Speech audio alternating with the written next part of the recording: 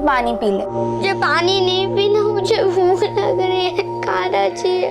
थोड़ा सब्र रख, खाना भी आता ही होगा।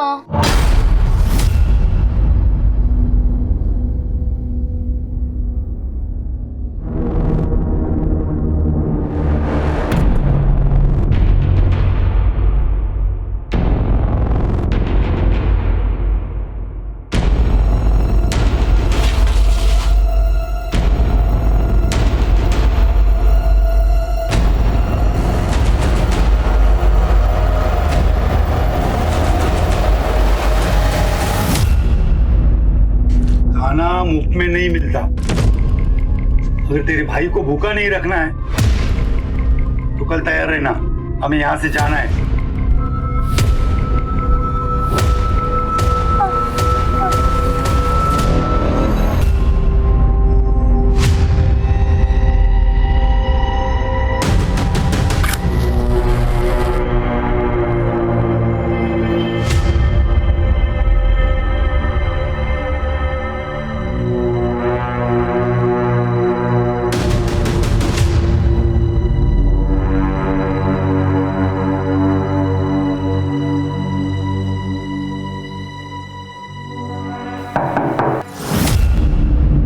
रुको रुको,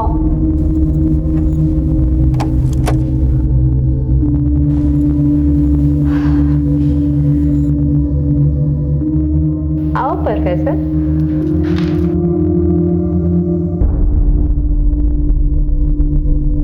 अरे बैठो तो।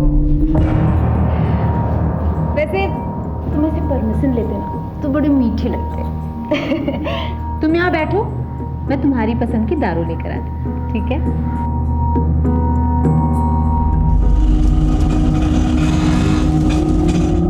चल उधर, चल चला, छोड़ दो। चल चल, नाटक मत कर, चल चल। क्या रे मजनू? ए, तेरे नखरे यहाँ नहीं चलेंगे, यहाँ तो दूसरे वाले नखरे चलेंगे। चलो। अरे सलाम वालेकुम राशिद भाई। वालेकुम सलाम।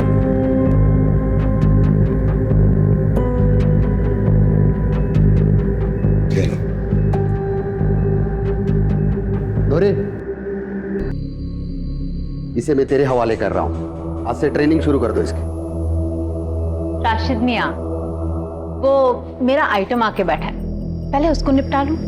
और हाँ, इस बार ट्रेनिंग का मैं ज्यादा लूंगी। हाँ, मिल जाएगा। ये ले प्रोफेसर, मूड बना।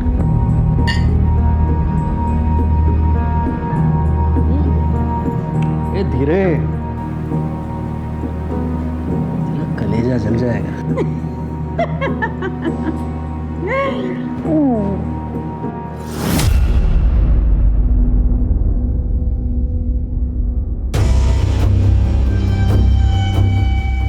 अरे राशिद। जी राघव जी। अरे कल का याद है ना भाई? बिल्कुल याद है यार, फिर वो लड़की कैसी है ये तो बताओ। एकदम मस्त। तो भाई फोटो वोटो भेजो, जरा सूरत तो दिखाओ। अभी तो सो रही है, कल तक फ्रेश हो जाएगी, कल आराम से देख लेना। ठीक।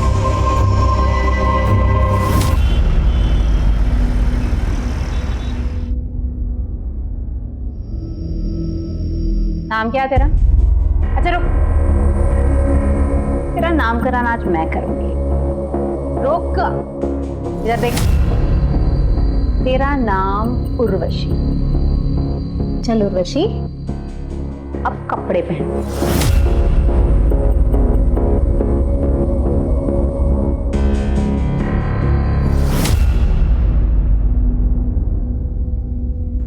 राशिद मियाँ,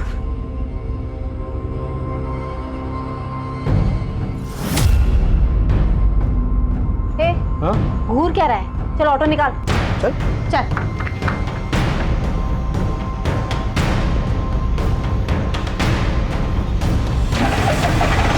चल बैठ।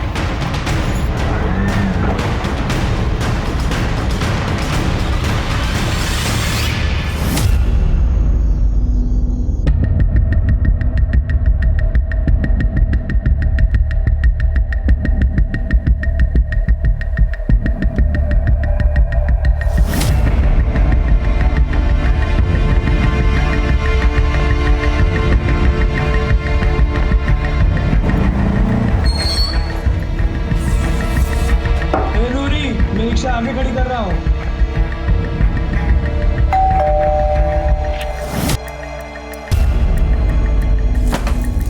तुम्हारा इंतजार था। वाह, क्या शानदार घर है। ए, क्या देहाती बनी है?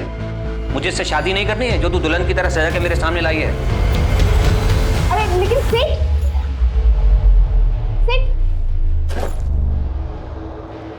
जल्दी से कपड़े चेंज करवा के ला।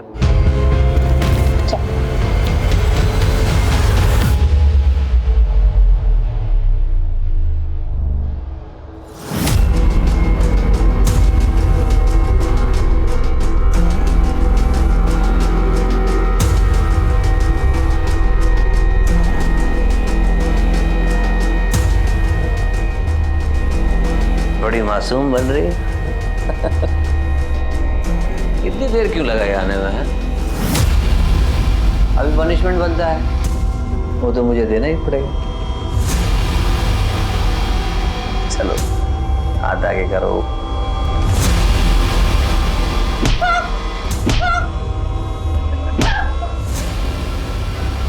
दर्द हो रहा है?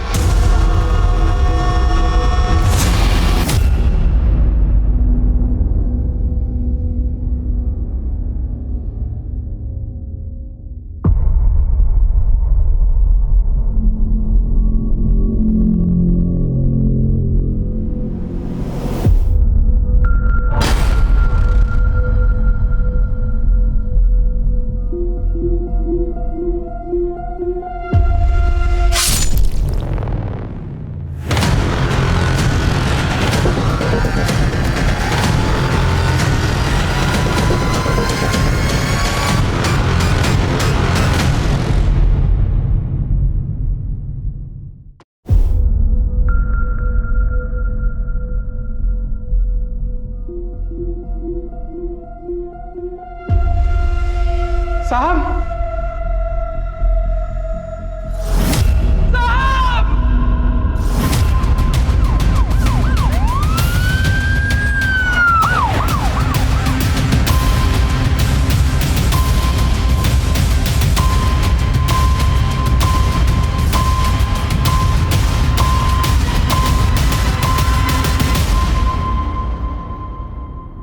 संतोष। जी साहब, मैंने ही कॉल किया। मैं राघव सर का नौकर हूँ। आज सुबह आया तो देखा दरवाजा खुला हुआ था, अंदर गया तो साहब। लाश कहाँ है? अंदर।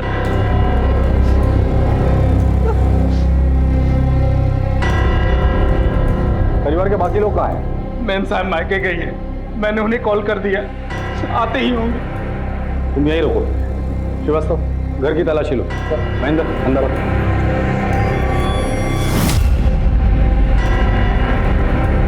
महेंद्र, रूम चेक करो। सर।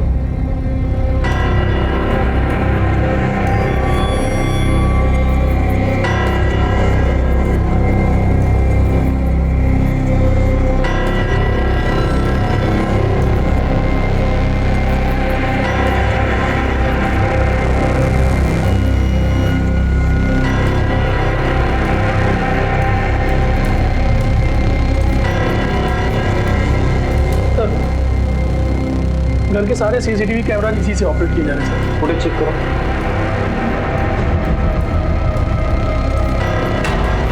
नहीं सर, सारे कैमरास ऑफ किए गए थे। घर के सारे कैमरा ऑफ है? ऐसा कैसे हो सकता है?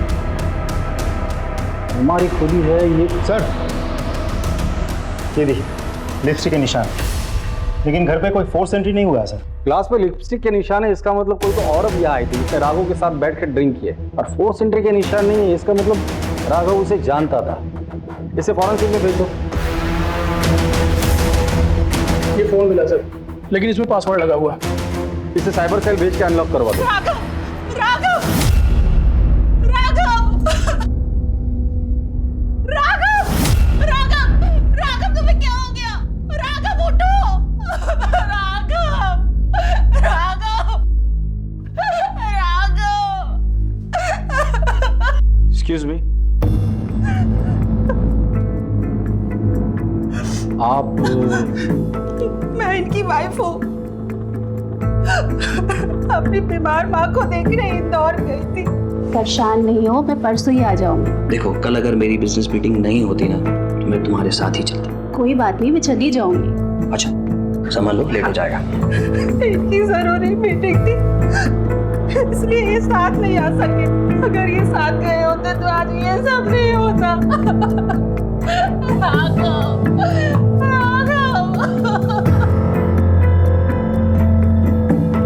संतोष, कल तुम कहाँ थे? जी मुझे साहब ने छुट्टी दी थी। उन्होंने कहा था कि मेम साहब मायके गई है और वो कल बिजी है। संतोष जी सर। देखो कल पूरा दिन और लेट नाइट तक मेरी कॉन्फ्रेंस है, बिजी रहूंगा, तो तुम्हारी कल छुट्टी। ऐसा करना तुम परसों आ जाना। कभी तनख्वाह कटी है तुम्हारी, कैसा लगता है? बुरा लगता है। मैडम को मत बताना, तो तुम्हारी तनख्वाह काट लेगी। जी सर, नहीं बताऊंगा। आजा रुको,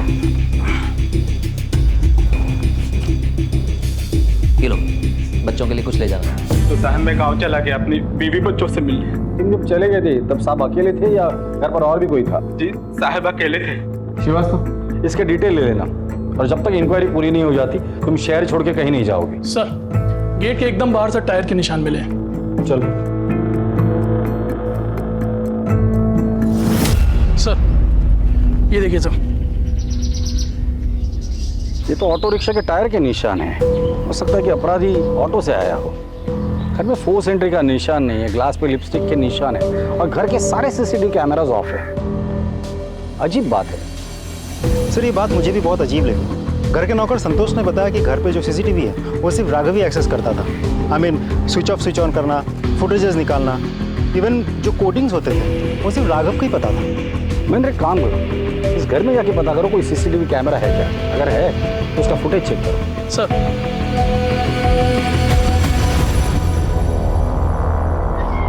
सर सामने वाले घर की सीसीटीवी फुटेज आ गई है। चलो ये देखिए सर, कल रात करीब 11 बजे एक ऑटो आके इधर रुकता है। अब फुटेज में ऑटो उल्टा खड़ा है तो हमें साफ साफ समझ में नहीं आ रहा है कि कौन चढ़ा या कौन उतरा। फिर देखिए करीब 4 बजे एक आदमी ऑटो से उतरता है और राघव के घर की तरफ जाता है।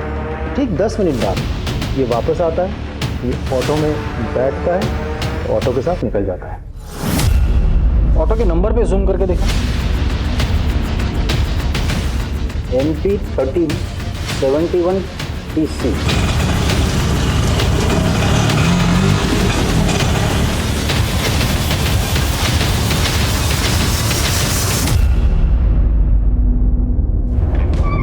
सर श्रीवास्तव, आरटीओ से उस ऑटो और ड्राइवर के बारे में कुछ पता चला?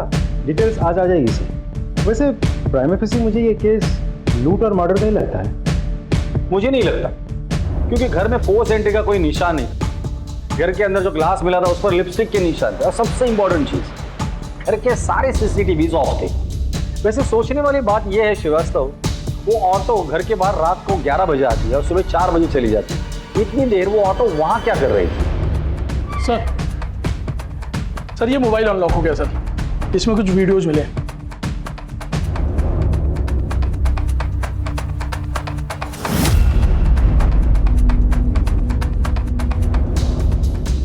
अब पता चला घर के सारे सीसीटीवी बंद क्यों थे। घर के अंदर ये सब चल रहा था। ये राघव कुछ ज्यादा नशे में भी दिख रहा है। नशे की हालत का फायदा उठाकर उस कॉल गर्ल ने राघव का मर्डर किया और भाग गई। सर मुझे भरोसा नहीं है कि मेरे पति लड़कियों को पैसे देकर घर पर बुलाते थे। हमारे पास सबूत है, ये देखिए। सर मुझे तो अभी भी यकीन नहीं हो रहा, वो तो मुझसे कितना प्यार करते थे, फिर उन्होंने ये सब क्यों किया? समझ, कंट्रोल योरसेल्फ, शांत हो जाइए। आपके पति की किसी के साथ कोई दुश्मनी थी, पर्सनल या business rivalry? Sir personal life में तो उनकी कोई दुश्मनी नहीं थी और बिजनेस का मुझे नहीं पता। वो अपने बिजनेस की कोई बात मुझसे शेयर नहीं करते थे, लेकिन हाँ अरोरा को जरूर पता होगा। ये अरोरा कौन? उनके पार्टनर। उनका नंबर है?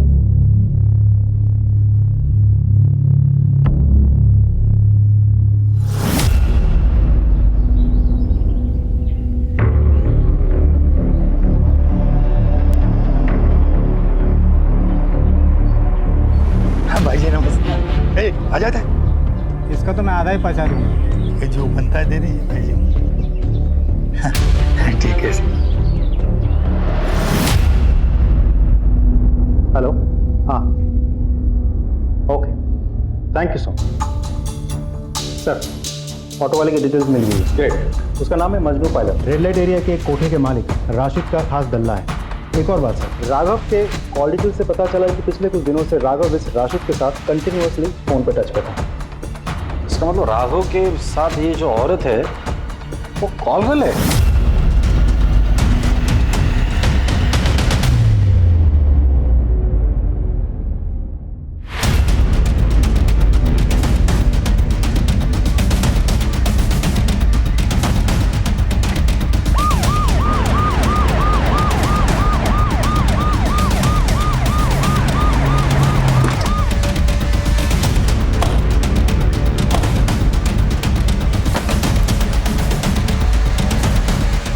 तलाशी लो पूरे ब्रोथल की।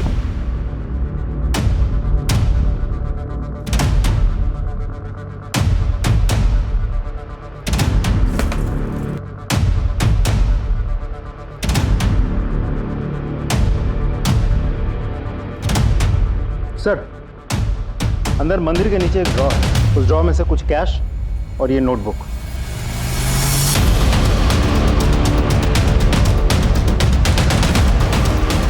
ये शायद हिसाब किताब होगा। ये क्या है?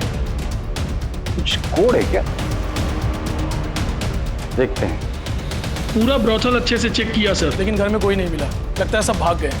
तो राशिद का नंबर ट्रैकिंग पे डाल दो और कमरियों को काम पे लगा दो। सर, पुलिस राघव के मर्डर में उलझी हुई थी कि तभी उन्हें एक और लाश की खबर मिली जो इस केस को और पेचीदा करने वाली थी।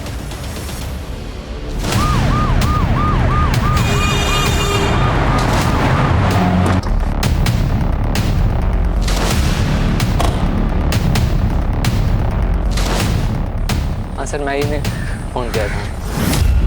एक मिनट सर।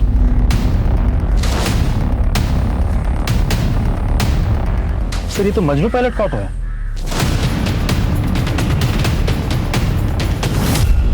किसी भारी चीज से इसके सिर पे वार किया है। श्रीवास्तव, अगर ये लाश मजनू की है तो कोई तो है जो चाहता है कि हम राघव के कातिल तक ना पहुंचे। यू राइट सर, क्योंकि इसे बहुत कुछ पता होगा।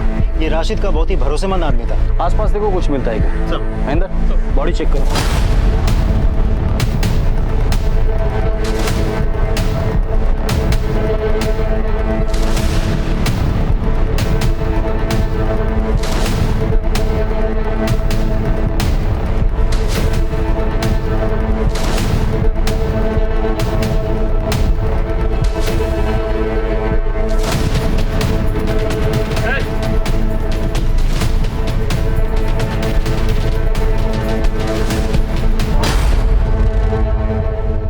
सर, ये पत्थर मिला। ये देखिए, खून लगा हुआ है। इसे फॉरेंसिक भेज दो। जी सर। सर, उसका वॉलेट गायब है सर। कहीं ऐसा तो नहीं किसी ने लूटपाट करने के लिए उसे मार दिया हो? ये लूटपाट का मामला नहीं लगता। महेंद्र, यहाँ तक पहुँचने का एक ही रास्ता है, हाईवे। यहाँ से लेके हाईवे तक जितने भी सीसीटीवी कैमराज हैं उनका फुटेज चेक करो, पता तो चले यहाँ अकेला आया था या किसके साथ आया। सर, राघव की पोस्टमार्टम रिपोर्ट आ गई सर।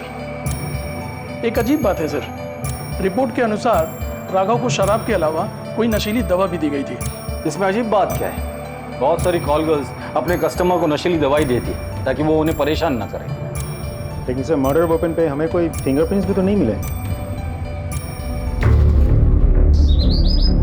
इतना प्यारा बच्चा तुम्हें पूरे गांव में नहीं मिलेगा। ये लो 10,000 रुपए। आज से ये बच्चा आपका, ले जाइए इसे। चल जा बेटा।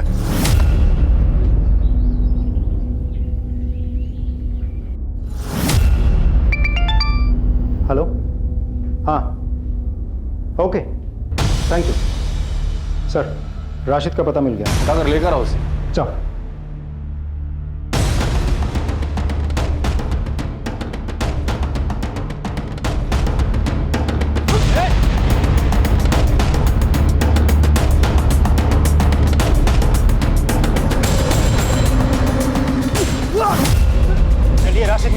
आपकी खातिरदारी करते हैं।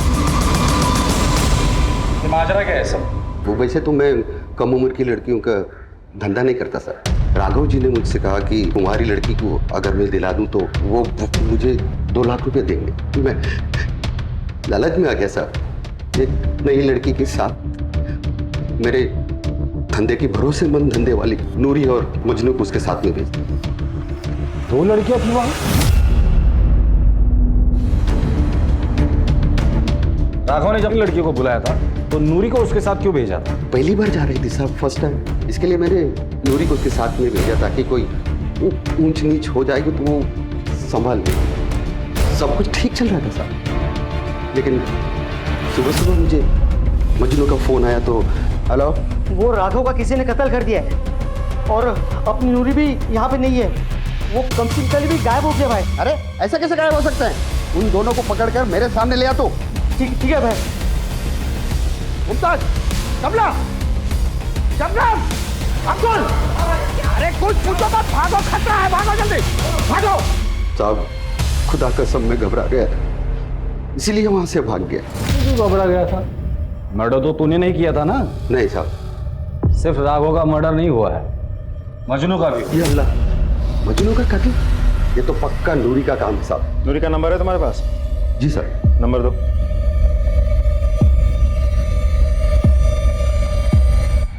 एक्सक्यूज मी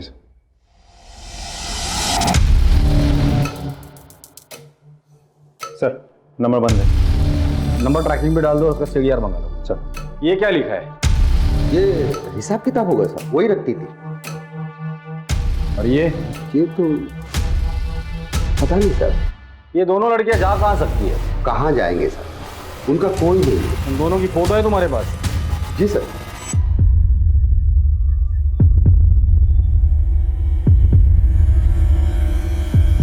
ये नूरी है। महेंद्र क्या हुआ सर? आप जानते हैं सर? हाँ मैं जानता हूँ इसे। कुछ साल पहले मैं विक्रमनगर पुलिस स्टेशन में था, तब इसे मिला था। साहब मैं अपनी बेटी की शादी के लिए गहने और 50,000 रुपए लेके घर जा रहा था साहब, रास्ते में वो कहीं गिर गया। साहब मेरा नाम तृप्ति है। साहब मुझे रास्ते में एक बैग मिला, उसमें कुछ गहने और पैसे थे। मैंने सोचा थाने में जमा कर दूं, जिसके आप उसे लौटा दीजिएगा। इतनी भली औरत जिसे पैसों का और गहनों का लालच नहीं हुआ था, वो आदमी उसे इनाम के पैसे दे रहा था, वो भी उसने नहीं लिए, वो ऐसा काम करेगी? यकीन नहीं होता। पर सर हम विक्रमनगर पुलिस स्टेशन से इसके डिटेल्स तो मंगवा सकते हैं। करेक्ट।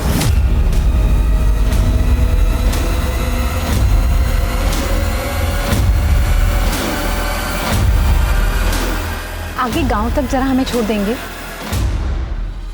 सर फॉरेंसिक रिपोर्ट के हिसाब से राघव के घर के लिपस्टिक वाले ग्लास पे हमें जो फिंगरप्रिंट्स मिले हैं, मजनू के ऑटो से भी हमें सेम फिंगरप्रिंट्स मिले हैं। अगर दोनों जगह के फिंगरप्रिंट मैच होते, इसका मतलब ये है कि ये दोनों लड़कियां ब्रोथल से निकलकर राघव के घर पर गई, उसके ड्रिंक पे नशे की दवा मिला दी, उसके बाद राघव का मर्डर किया, पैसे लिए और वहां से भाग गए।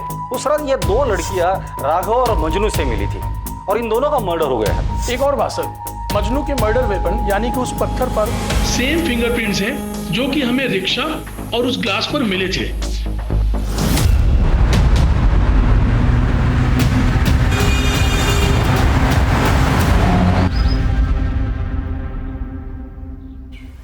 ये आप हमें कहाँ लेकर आए हैं? छोड़ो, मैंने कहा छोड़ो, बच्ची को सुनो मत बच्ची को।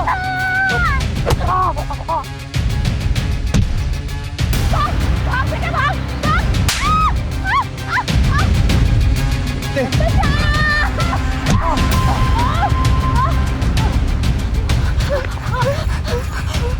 तू ठीक तो है ना? हाँ, तुझे लगी तो नहीं ना? हाँ, तुझे भागने कहा था ना, भागी क्यों नहीं तू? मैं आपको अकेले छोड़कर कैसे जा सकती थी माँ?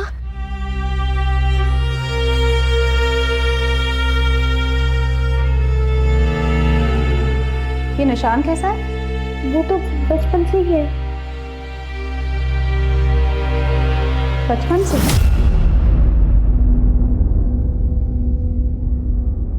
पिंकी,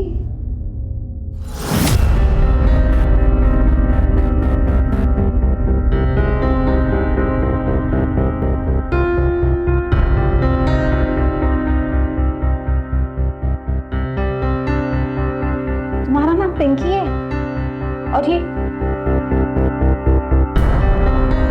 मेरी बेटी का नाम पिंकी था और उसको भी ऐसे ही निशान था। तो मेरी बेटी है।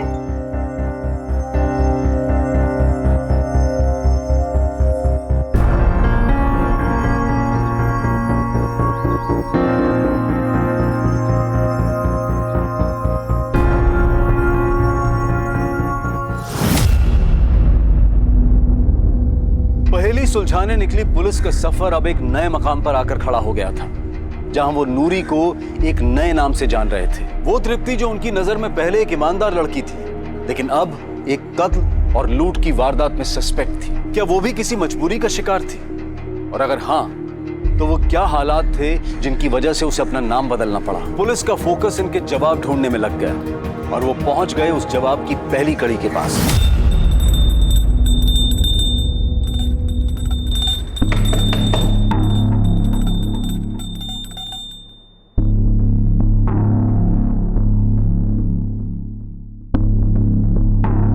जी कहिए। सूरज।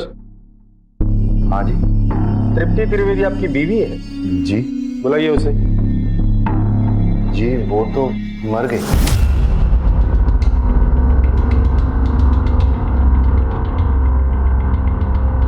सर, अरोड़ा आया है, राघव का बिजनेस पार्टनर। बुलाओ उसे। सर काम के सिलसिले में मैं बाहर गया हुआ था, इसलिए जब आपने बुलाया तो मैं मिलने आ नहीं सका। आपके बिजनेस पार्टनर का मर्डर हो जाता है और आपको पुलिस के पास आने के लिए इतना टाइम लगता है? सर मैं तुरंत आना चाहता था, लेकिन जिस काम के लिए गया था उसे छोड़ के बीच में नहीं आ पाया। एक्चुअली जिनसे हमारी मीटिंग थी उन्हें बिजनेस टूर के लिए बाहर जाना था, तो दोबारा उनसे मिलना पॉसिबल नहीं था। क्या बिजनेस करते हैं आप लोग? और आपका और राघव का बिजनेस रिलेशन कैसा था? बिजनेस और रिलेशन दोनों फेयर और लीगल है। हम गवर्नमेंट से कंस्ट्रक्शन टेंडर लेते हैं। राघव की फैमिली लाइफ के बारे में क्या जानते हैं आप? उनके अफेयर के बारे में, या वो जो प्रोस्टिट्यूट के पास जाते थे उनके बारे में क्या जानते हैं? सर अफेयर के बारे में तो मुझे कुछ पता नहीं, लेकिन उसे कम उम्र की लड़कियों का शौक था। कई बार ऑफिस में शिकायत भी की गई। आपने कभी समझाया नहीं? सर बहुत बार समझाया कि सुशील बीवी है, सुखी परिवार है। शायद अगर मेरी बात मान गया होता तो आज ये नौबत नहीं आती। जिस दिन राघव का मर्डर हुआ था, आप जानते हो वो किस लड़की के साथ था? नो आइडिया सर, मैं बिजनेस ट्रिप पे बाहर था। ठीक है, जब तक इंक्वायरी पूरी नहीं होती आप शहर छोड़ के कहीं नहीं जाएंगे। जी सर। जाइए। श्रीवास्तव, इसने राघव के बारे में जो कुछ भी कहा है इसके ऑफिस जाके कंफर्म करो और पता करो इसकी बात में कितनी सच्चाई है। सर, तृप्ति त्रिवेदी के मरने की नहीं बल्कि उसके मिसिंग की रिपोर्ट दर्ज है। मतलब वो जिंदा है, मरी नहीं है? Yes sir. और नूरी बनकर रह रही है? ये क्या गणित है?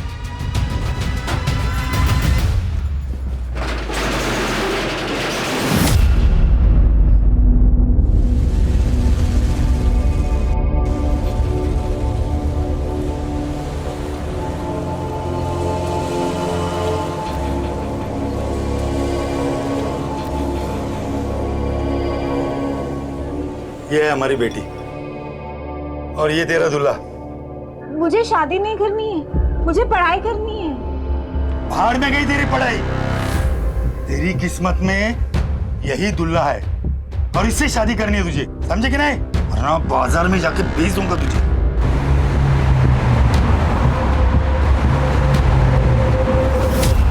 वो मिसिंग ही थी साहब। मैंने उसे 6 साल तक ढूंढा, फिर उसकी कोई खबर नहीं आई तो मैंने उसे मरा हुआ मान लिया। उसे ढूंढने की कोशिश नहीं की? ढूंढा ना साहब, पागलों की तरह ढूंढा मैंने। फिर मुझे किसी ने बताया कि उसने तृप्ति को सावेर में किसी आदमी के साथ देखा था। मेरा दिल नहीं माना साहब, मैं गया। मैंने भी उसे किसी और की बाहों में देखा तो मुझसे रहा नहीं गया साहब, तो मैं उल्टे पांव लौट आया वहां से। वो आदमी कौन था? जमील। जमील सावेर में रहता कहाँ है? हाँ साहब, जमील यहीं रहता था। बहुत अच्छा आदमी था। ये फोटो देखो, ये औरत इसके साथ रहती थी। हाँ साहब, ये तो जमील की बीवी है। दोनों साथ में रहते थे, बहुत खुश थे। लेकिन पता नहीं साहब किसकी नज़र लग गई। जमील को कैंसर हो गया। यूँ समझो कि उसके बाद सब बर्बाद हो गया। और उसके इलाज के लिए उसकी बीवी ने यहाँ तक कि उसने कपड़े और बर्तन तक मांजे, लेकिन साहब उसको बचा नहीं पाई। ठीक है, जाइए। महेंद्र, पता करो ये जमील कौन से गोडाउन में काम करता था? लेकिन सर मुझे एक बात समझ में नहीं आ रही। अगर आपको इतना यकीन है कि वो लड़की नूरी ही है, फिर हम उसके पास को इतना क्यों कुरेद रहे हैं? आई एम नॉट श्योर, गलती मुझसे भी हो सकती है। सर,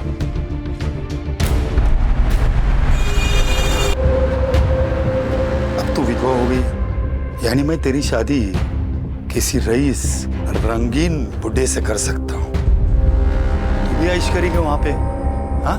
और तेरे बच्चे मैं पालूंगा ना, तू बस खर्चे भेजा कर, बाकी सब मैं संभालूंगा। नहीं नहीं, मैं बच्चे नहीं छोड़ूंगी। क्या तेरा बाप भी छोड़ेगा? अब कोई बहस नहीं, तुझे शादी करनी होगी। और एक बात याद रखना, उसे ये पता नहीं चलना चाहिए कि तेरी शादी हो चुकी है और तेरे 2-2 बच्चे हैं, समझे कि नहीं? सुनो मेरी बात, मैं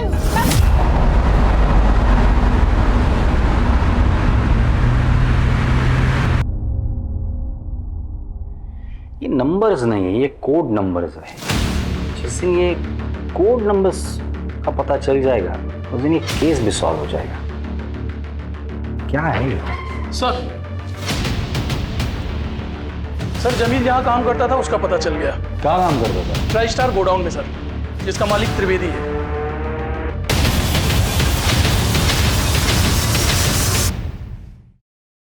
मैंने आपसे झूठ बोला था, लेकिन साहब हकीकत यह है कि उसका मेरे अकाउंटेंट के साथ अफेयर था साहब। मैंने उन दोनों को रंगे हाथों पकड़ा था। तो तुमने क्या किया? मैं क्या करता साहब, निकाल दिया उसको घर से ताकि उसका पापी साहब मेरे बेटे पे ना पड़े साहब। फिर क्या साहब, भाग गई वो जमील के साथ। फिर मैंने पैसे खिला के उसकी मिसिंग रिपोर्ट लिखाई पुलिस में, ताकि मेरे पड़ोसी, समाज वाले या मेरा बेटा बड़ा हो जाए तो मुझे उनको कोई जवाब ना देना पड़े। दोबारा मुलाकात नहीं हुई इससे?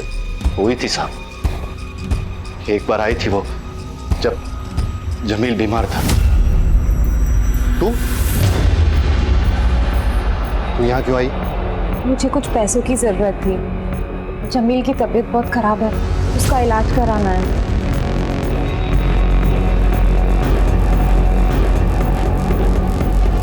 ये ले पकड़ और निकल जाए यहाँ से।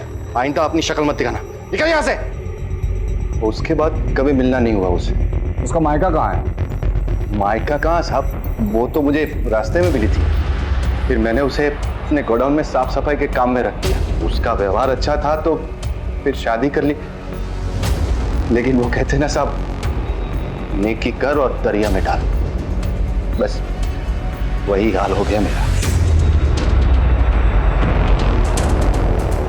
ये सूरज हमें हर बार एक नई कहानी सुनाता है। इसके पहले वो हमें और एक कहानी सुनाए, उसकी कुंडली निकालो।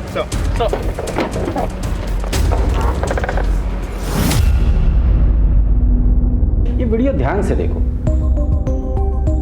नूरी और राघव एक साथ थे, फिर नूरी चली जाती है और 20 मिनट के बाद ये साया अंदर आता है जो राघव को मार देता है। नूरी का जाना और राघव का मरना, इसके बीच 20 मिनट का फासला है। सर शायद वो दोनों राघव के बेहोश होने का इंतजार कर रहे हो। मुझे नहीं लगता।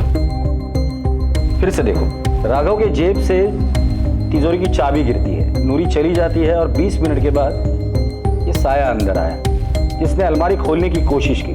इसके आवाज से राघव उठा। ये साया ने राघव पर हमला किया, उसे मारा, कपड़ों की तलाशी ली, चाबी निकाली और अलमारी खोली, पैसे लिए और भाग गया। सर कुछ समझ में नहीं आया, आई एम सॉरी, बट अब कहना क्या चाहते हैं? नूरी को अगर चोरी करनी ही होती तो वो चाबी रिटर्न क्यों करती? तुम लोगों ने नूरी का कमरा चेक किया था? जी सर। क्या मिला था? कुछ खास नहीं सर, 2-3 हज़ार रुपये कैश और कुछ छोटे मोटे गहने बस।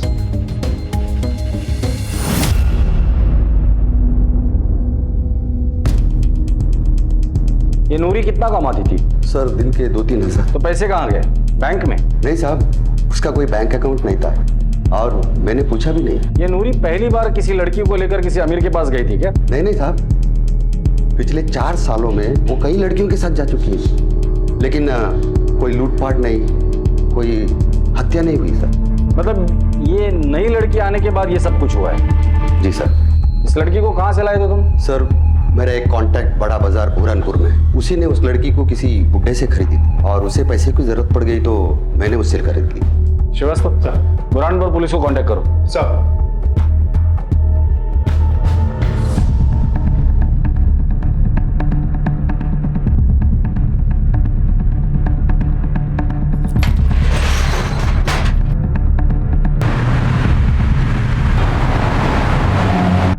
नहीं सर। जी सर, मैं आपको अपडेट करता हूँ। जी सर, ओके। बोलो। सर ये अरोड़ा मुझे क्लीन लगता है क्योंकि पिछले कुछ दिनों में किसी के साथ उसकी बातचीत नहीं हुई थी और मर्डर वाली रात भी वो भोपाल में था, सरकारी अफसरों के साथ मीटिंग में बिजी था। CDR से कोई क्लू मिला? नहीं सर, फैमिली और फ्रेंड्स की कॉल्स आए थे। लेकिन सर एक बात तो है, दिन हो या रात, अरोड़ा ने कभी भी किसी का कॉल नहीं उठाया। हमेशा उसने मैसेज किया कि मैं बिजी हूँ, बाद में कॉल बैक करता हूँ।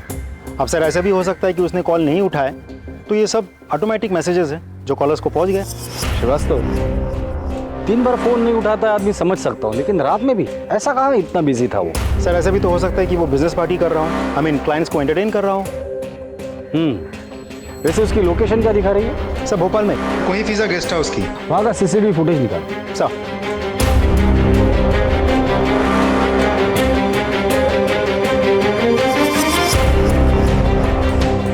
जय हिंद सर। सर उस सूरज त्रिवेदी ने हर बार हमसे झूठ बोला।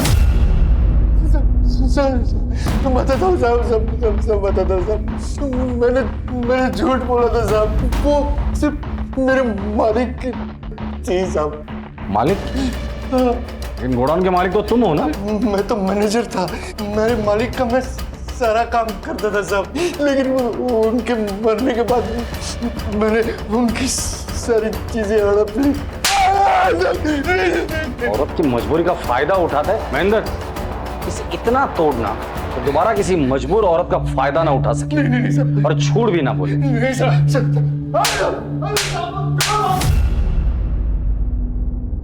कोई फिजा गेस्ट हाउस की CCTV footage.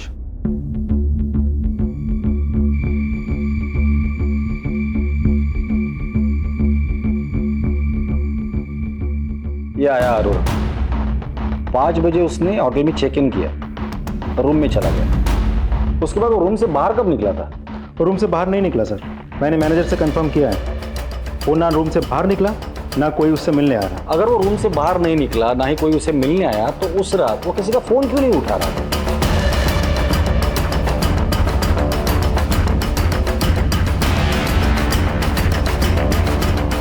Jain, Freeganj police station के PI ठाकुर बोल रहा था, आपसे एक फेवर चाहिए था। जी भेज दीजिए, थैंक यू। श्रीवास्तव, अगर कोई आदमी दिन का 2-3 हज़ार रुपया कमाता हो तो हफ्ते में कितना कमा लेता? 7 दिन में ऑन एवरेज 15 या 18 हज़ार रुपये। कैलेंडर निकालो, जुलाई महीना निकालना। जी सर। 8 तारीख को कौन सा दिन था? मंडे। 15 को, 22 को, फिर मंडे। ये कोड क्रैक हो गया। ये 8, 15, 22 ये मंडे है और ये 17, 16, 15 ये अमाउंट है। मतलब 8 तारीख को 17,000, 15 तारीख को 16,000 और 22 तारीख को 15,000 रुपए नूरी ने किसी को तो भेजे हैं। पता करो उसने किसको ये पैसे भेजे। सर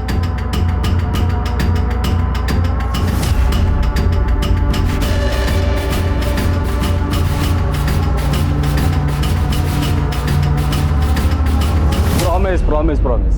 अरे नहीं प्रॉमिस, जल्दी आ जाऊंगा, बोला ना मैंने। अच्छा आप मम्मा को बिल्कुल परेशान नहीं करना। अच्छा बेटा अभी पापा बहुत बिजी है, बाद में फोन करूं? Please please please please. Okay bye. Sorry बेटी का फोन था, बोलो। सर नूरी किसी एजेंट के थ्रू बुरहानपुर में पैसे ट्रांसफर करवाती थी। किसे? गोविंद मिश्रा। सर इंटरेस्टिंग बात तो ये है कि ये गोविंद मिश्रा बड़ा चौक बुरहानपुर के निवासी है। सर ये वही जगह है जहां से राशिद ने उर्वशी को खरीदा था। बुरहानपुर के SP से बात करो और बुरहानपुर चलने की तैयारी करो। 1 मिनट। जय हिंद ऑफिसर। ठीक है, राघव की बीवी और अरोरा दोनों को उठाकर लेकर आ।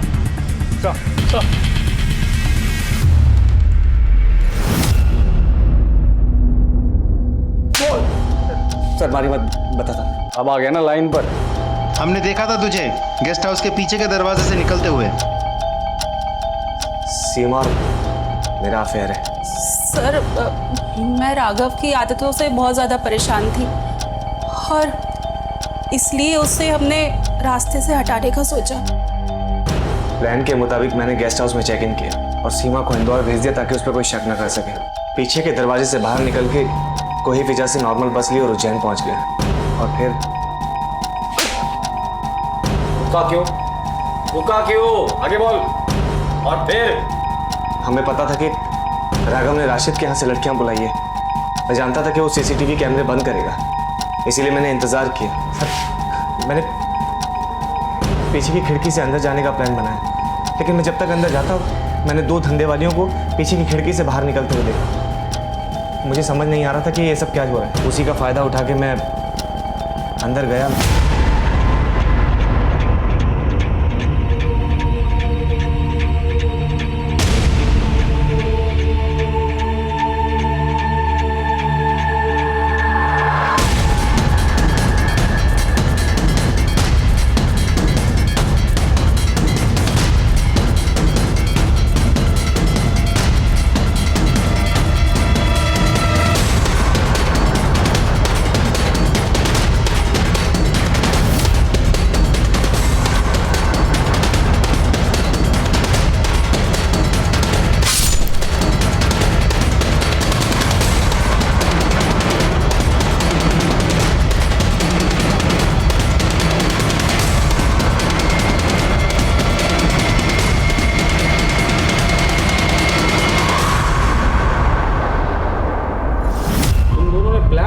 अच्छा बनाया था। क्या सोचा था किसी को समझ में नहीं आएगा? पुलिस वाले इतने बेवकूफ है। तुम्हारा राघव अगर उसकी आदतों से परेशान थी तो उसे समझा देती, अगर नहीं समझता तो डिवोर्स दे देती। इस कातिल का साथ देने की क्या जरूरत थी? एनीवेज, अभी तक आपने साथ जो दिया है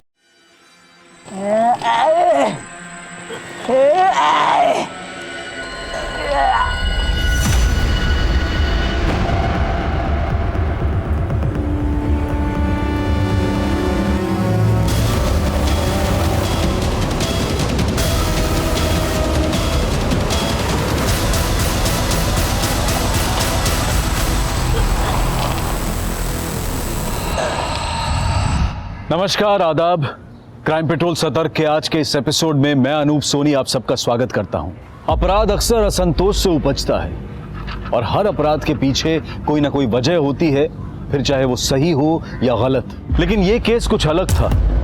जो दिखाई दे रहा था वो सिर्फ छलावा था। विश्वास, रिश्तों और इंसानियत के लिए प्रवेश मानो वर्जित था।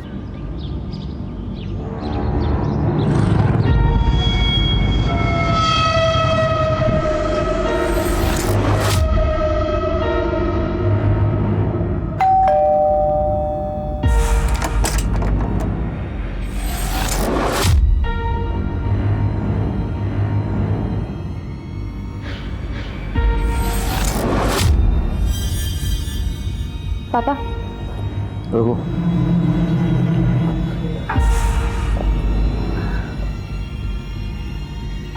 पानी। क्या बात है? आज बिना बोले सारे काम हो रहे हैं। कुछ चाहिए क्या तुम दोनों को?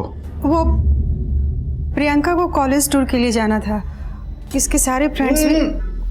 तो जय, ये काम तुम भी कर सकती हो, मेरा सिर क्यों खा रही हो? वो नेट बैंकिंग का पासवर्ड मैं भूल गई तो अकाउंट ब्लॉक हो गया है। लो, दे दो। तुम भी ना।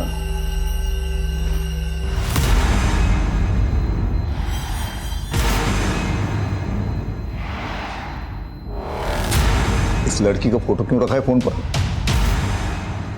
मुझे इमोशनल ब्लैकमेल करना चाहती हो? ये लड़की मेरे लिए मर चुकी है। ऐसे मत बोलिए। आज जन्मदिन है रश्मि का। जन्मदिन उनका होता है जो जिंदा होते हैं। मरे हुए लोगों की बरसी मनाई जाती है।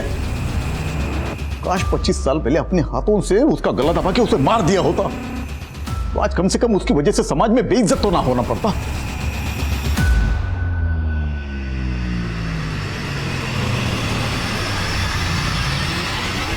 Happy birthday to you.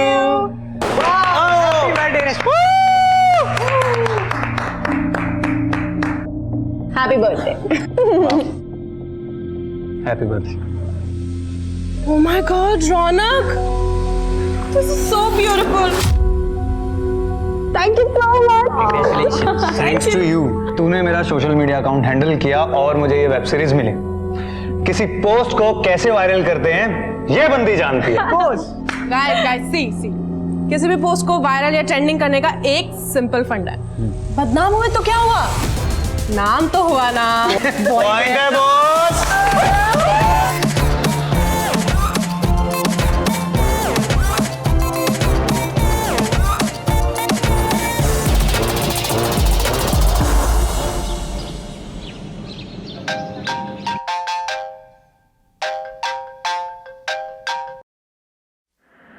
Hello रश्मि, ये तूने क्या किया? रौनक, एक मिनट, क्या हुआ है पहले ये बता। देख, मेरे सामने नाटक मत कर। मेरी इमेज की तो तूने लगा दी है, और मेरे घर पर जो तमाशा चल रहा है वो अलग। अगर मेरा करियर डूब गया ना, मैं तुझे जिंदा नहीं छोड़ूंगा।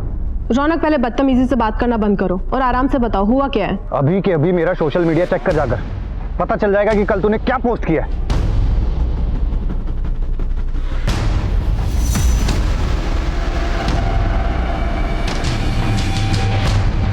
What's wrong with you, रश्मि? ये क्या कर दिया है तूने?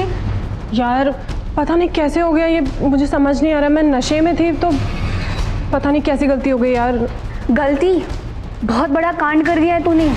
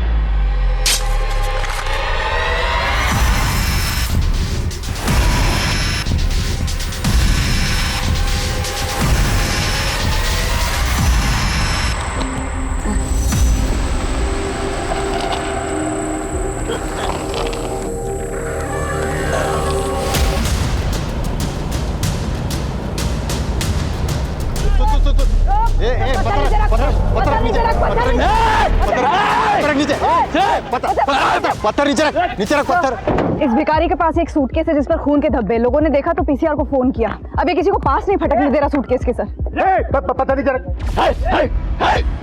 पत्थर नीचे रख, पत्थर नीचे रख। गुप्ता, राम,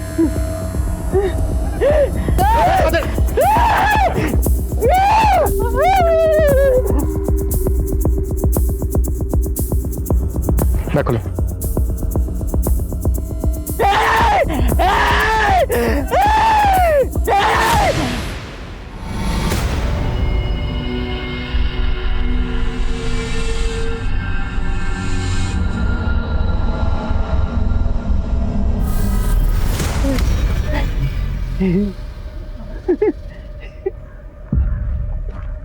तूने क्या है ना ये सब?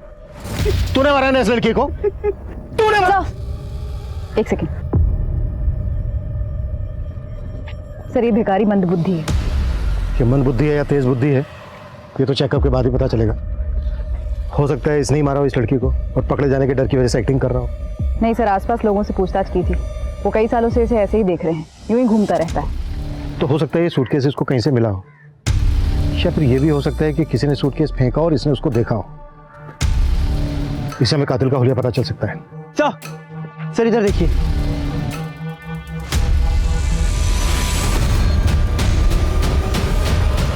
ये खून के निशान सिर्फ यहीं तक है, इसके बाद उस तरफ खून के बिल्कुल निशान नहीं है। तो इसका मतलब यह है कि सूटकेस को यहां से घसीटते हुए वहां तक ले जाया गया। यानी इस पॉइंट तक सूटकेस किसी व्हीकल में लाया गया होगा। राइट, जाहिर सी बात है यहाँ पे कोई सीसीटीवी तो होगा नहीं। इस रास्ते पर आने वाले जितने भी रूट्स हैं उन सब की सीसीटीवी फुटेज चेक करो। उन रूट्स पर आने वाली सभी गाड़ियों को खंगालो। सर, बॉडी को पोस्टमार्टम के लिए भेज देते हैं। और दिल्ली एनसीआर में जितनी भी मिसिंग कंप्लेंट फाइल हुई हैं उन सबको खंगालो। हो सकता है इस लड़की की गुमशुदगी की रिपोर्ट लिखवाई गई। नेट बंद होगा उसका, मिस्ड कॉल देखेगी तो खुद ही कॉल करेगी। पर मम्मी, दीदी का नेट कभी नहीं बंद रहता है, उनका तो सारा काम ही नेट पर है ना। बेटा बिजी होगी, और एक काम कर, तू जाके खाना गर्म कर, तेरे पापा आते ही होंगे, उनको पता चल जाएगा तो तू समझ रही ना बेटा। क्या तो क्या मम्मी, क्या कर लेंगे वो? दीदी ना एकदम सही बोलती है, हम सब पापा के हाथ की कठपुतलियां हैं। क्या वो कभी हमारे बारे में सोचते हैं कि उनकी बेटियों की, उनकी बीवी की भी कोई अपनी विशेष हो सकती है, लाइफ हो सकती है? लेकिन नहीं, वो हमारे बारे में बिल्कुल नहीं सोचते। मैं क्या कुछ गलत बोल रही हूँ मम्मी?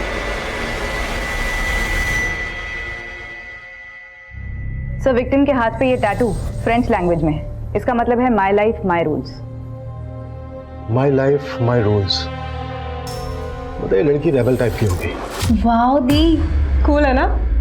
इसका मतलब है मेरी जिंदगी मेरे नियम, मेरी जिंदगी अपने हिसाब से चलाऊंगी, जैसे कि मैं हूं। तू क्या है ये? क्या कर दिया?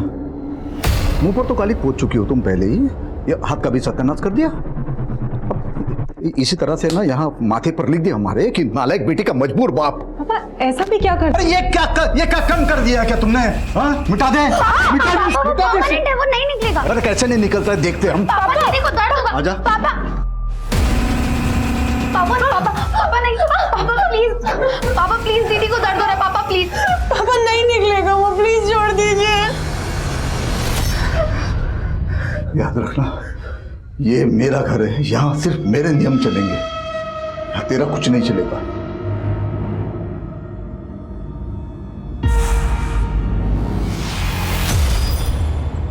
विक्टिम के बारे में और कोई इन्फॉर्मेशन मिली? सर, दिल्ली एनसीआर की सारी मिसिंग कंप्लेंट्स चेक की, लेकिन उनमें से एक का भी विक्टिम से हुलिया मिलता नहीं।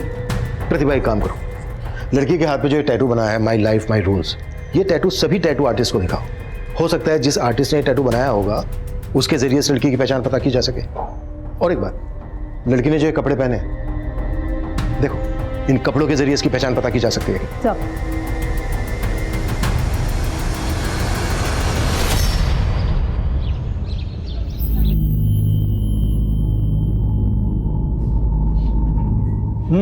सब्जी देना। अरे देना।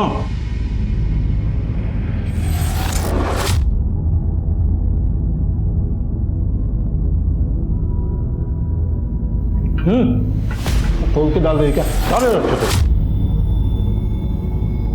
थोड़ी बची है, मेरे और अंजलि के लिए रखी है। कमाता है उसको भूखा रखेगी, खुद पेट भर के ठूस ठूस के खाएगी। वो भी तो भूखी है। ये ले, और खाएगी भरा पेट, और चैन से खाने भी नहीं देते।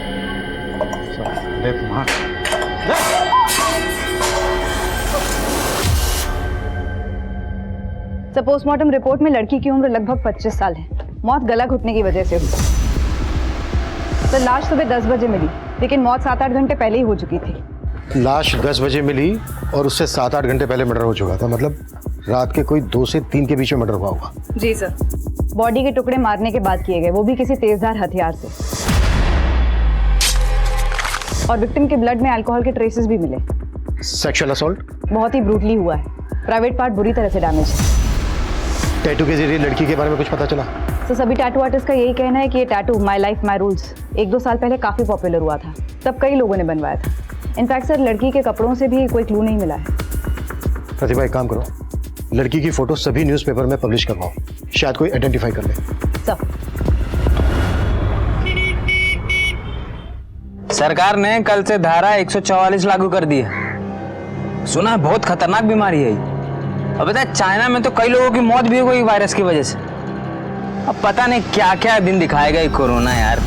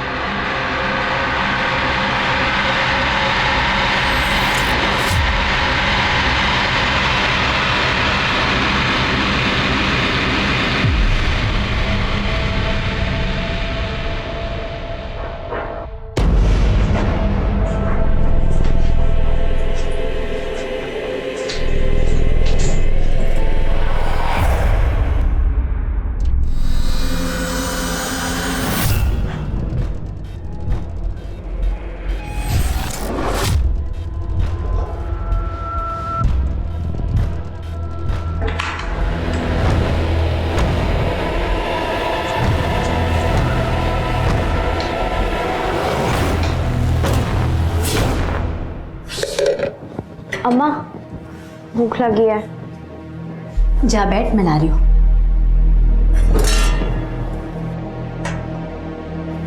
माँ, हाँ सब्जी नहीं बनी? तेरे बाबा के लिए रखी है बेटा, तू जानती है ना, अगर उन्हें कम पड़ा तो हम दोनों को खा जाएंगे। पता नहीं कब पीछा छूटेगा उस आदमी से। ऐसा नहीं बोलते बेटा, जैसे भी हैं तेरे बाबा हैं, और हमें जो भी मिल रहा है ना उन्हीं की वजह से मिल रहा है, समझी? इंदु भाभी, गणेश भैया का एक्सीडेंट हो गया, जल्दी चलिए।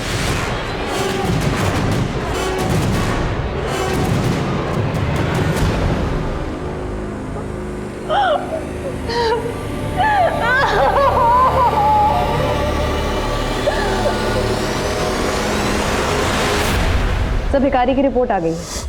साइकोलॉजिस्ट का कहना है कि वो अपना मानसिक संतुलन काफी पहले ही खो चुका था, और जिस प्रिसिशन से क्राइम हुआ है ये उसके बस की बात ही नहीं है। क्राइम करना भले ही उसके बस की बात ना हो, पर देख तो सकता है। साइकोलॉजिस्ट ने उससे काफी देर बात की।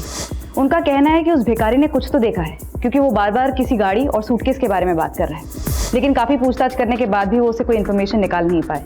छोड़ दो उसको, लेकिन नजर रखो उस पर, और अपने सारे खबरियों को एक्टिव कर दो। जब तक इस लड़की की हमें पहचान नहीं पता चल जाती, तब तक ये केस आगे नहीं बढ़ पाएगा। गंगा जमुना बहाना बंद कर, समझी? एकदम आवाज नहीं आनी चाहिए, आवाज नहीं आनी चाहिए, समझ में?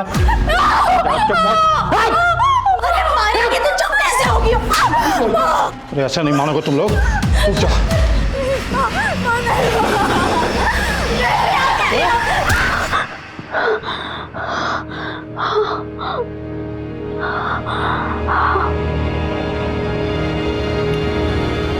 आंटी, आंटी, क्या हुआ मधु? आज का आपने न्यूज़ देखा? नहीं देखा? क्या बात है? आंटी, दिल्ली पुलिस को एक लड़की की लाश मिली है जिसके हाथ पे टैटू बनाए, जैसे रश्मि के हाथ पे बना था। जब मेरे फोटो गौर से देखी तो ये देखिए। ये मेरी रश्मि नहीं है। मेरी रश्मि तो मुंबई में है। क्या हुआ? वो तो 3 साल से दिल्ली आई ही नहीं। अंकल ये क्या हुआ है बताइए।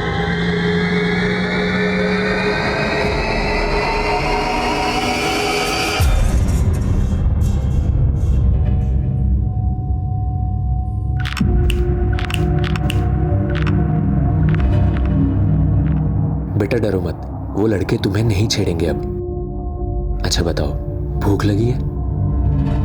एक चाय और एक बिस्किट देना बच्ची को।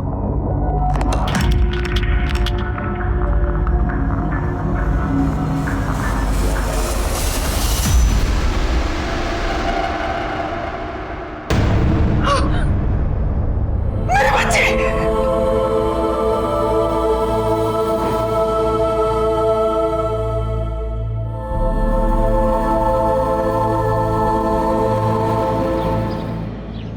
रश्मि तो मुंबई में रहती थी। जब हमने अखबार में खबर पड़ी। माधव जी, आप हमें रश्मि का मोबाइल नंबर दे दीजिए। मोबाइल? सर, वो रश्मि दीदी का फोन चोरी हो गया था, तब से उन्होंने नया नंबर नहीं लिया। ठीक है, आप हमें रश्मि का पुराना मोबाइल नंबर और मुंबई का एड्रेस दे दीजिए। आप लोगों की आखिरी बार कब बात हुई थी रश्मि के साथ? 6 दिन पहले बात हुई थी इंटरनेट पर। मुंबई में ही हो प्रियंका, और कहाँ जाऊंगी? रश्मि दीदी, 3 साल हो गए, अब तो घर आ जाओ। देख, मैं उस जेल में वापस नहीं आ सकती, वरना जेलर साहब और पापा मेरी जान ले लेंगे। हम इंटरनेट के थ्रू ही बात किया करते थे। रश्मि कौन सी कंपनी में काम करती थी? कंपनी का तो नहीं पता, लेकिन किसी टैलेंट मैनेजमेंट कंपनी के साथ वो काम करती थी। रश्मि अगर मुंबई में रहती थी तो उसकी लाश यहाँ दिल्ली कैसे पहुंची होगी? मुंबई पुलिस से कांटेक्ट करो और रश्मि की सारी इंफॉर्मेशन निकालो। एक तरफ रश्मि के कातिल की तलाश पुलिस को मुंबई ले गई थी, तो दूसरी तरफ दिल्ली से सटे गाजियाबाद में भी एक बहुत ही बड़ी घटना घटी। सर, ये कुमार जायसवाल का घर है। सर, बड़े ही दबंग आदमी थे, अपने वार्ड के पार्षद भी रह चुके हैं। सर, इनकी लाश।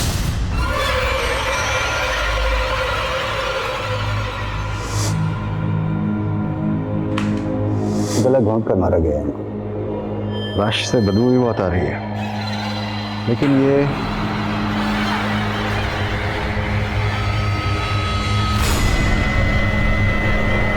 लगता है इस रस्सी का इस्तेमाल गला घोंटने के लिए किया गया है। कांस्टेबल, इसको फॉरेंसिक जांच के लिए भेजो। अच्छा, घर में लूटपाट जैसी भी कोई घटना घटी है? हाँ सर, पूरा घर बिखरा पड़ा है। सबसे पहले लाश को किसने देखा? सर, इनके पड़ोसी अजीत महतो। साहब, 1-2 दिन से मैंने जायसवाल साहब को नहीं देखा, और जब ये थाली वाला कार्यक्रम हो रहा था उस वक्त भी बाहर नहीं आए। अरे जायसवाल साहब,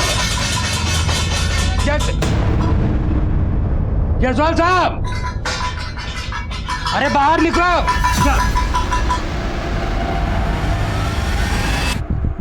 और कौन कौन है इनके परिवार में? जायसवाल जी का बड़ा बेटा जो है वो तो यूएसए में रहता है, और बेटी महिमा जो है वो मुंबई में। यहाँ पर इनके साथ इनका नाती आरव रहता है बस।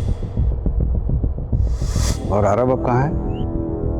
आरव को तो मैंने कई दिनों से नहीं देखा। लास्ट टाइम जब मैं उसको देखा था तो अपने ही घर में चोरी करता है। अपने ही घर में चोरी करता है। जी, क्यों मार रहे हैं आरव? अरे नशेड़ी हो गया एक नंबर का, अपने ही घर में चोरी करता है। साहब, आरव को तो नशे की लत पड़ गई थी, और इसके लिए उसने घर में कई बार चोरी भी किया है। मुझे तो ऐसा लगता है साहब कि पैसे के लिए ही उसने। सब पूरा घर छान लिया, सारी कीमती चीजें चोरी हो चुकी है। सर, जायसवाल साहब के पास एक गन थी, वो मिली होगी आप लोगों को। उनके पास गन? जी सर, पूरा घर देख लिया, कोई गन नहीं मिली। सर, रश्मि की बहन प्रियंका ने हमें जो उसका मुंबई का एड्रेस दिया था वो फेक है सर। रश्मि की फैमिली कहती है कि रश्मि मुंबई में रहती थी, वो दिल्ली कभी वापस लौटी नहीं। अब या तो रश्मि ने अपनी फैमिली से झूठ बोला था, या फिर रश्मि की फैमिली हमसे झूठ बोल रही है।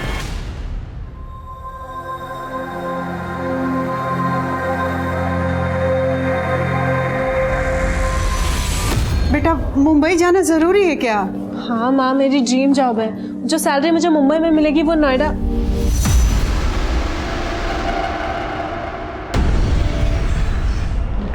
ये सब्जी लाइए, ये रख दो।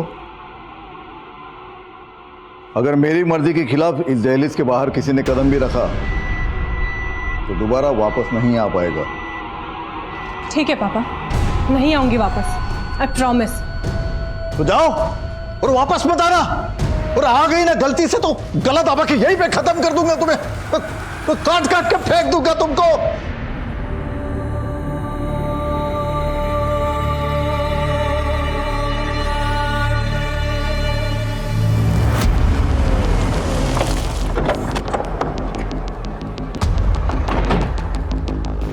ये क्या बात कर रहे सर आप?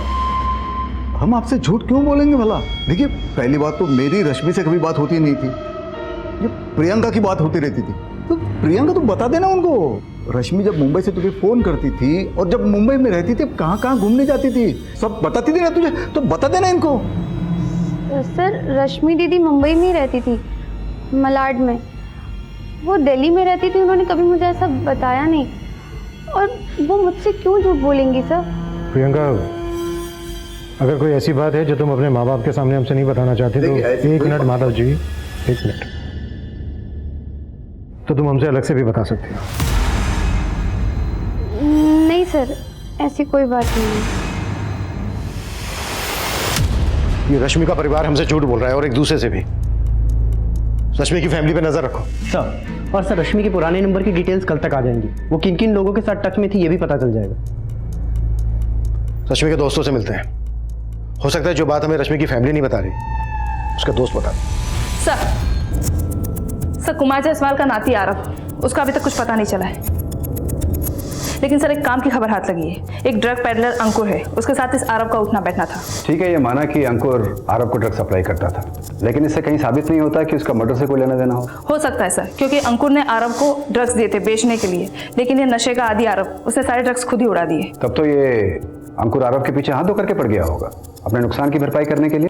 जी सर, घटना के 3 दिन पहले आरव गया था अंकुर को पैसे देने के लिए, लेकिन कुमार जायसवाल ने इन दोनों को देख लिया था।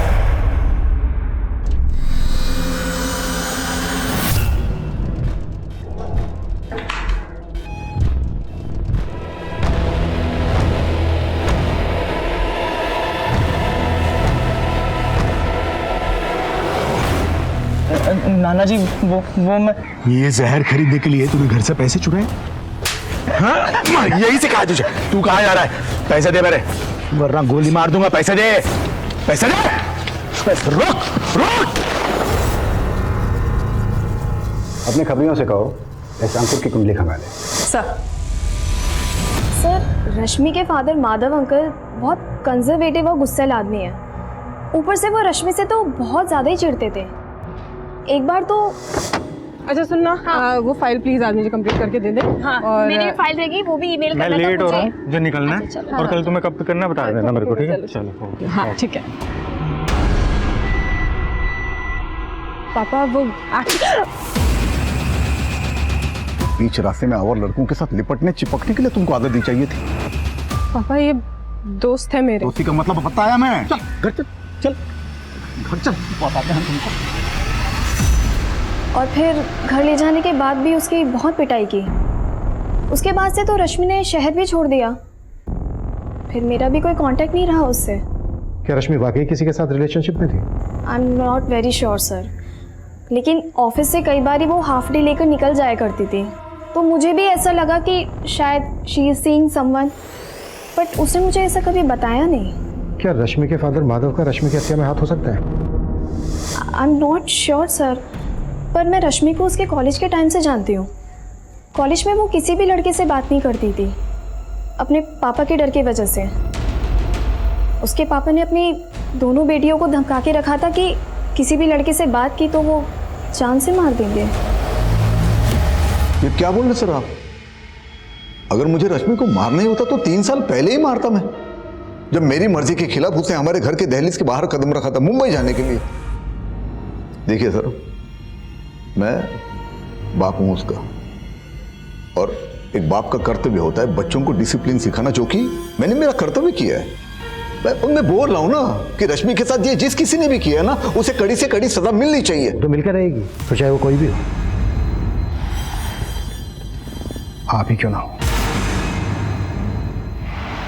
अगर आपको यह लगता है कि यह सब मैंने किया है तो आप साबित करके दिखाइए।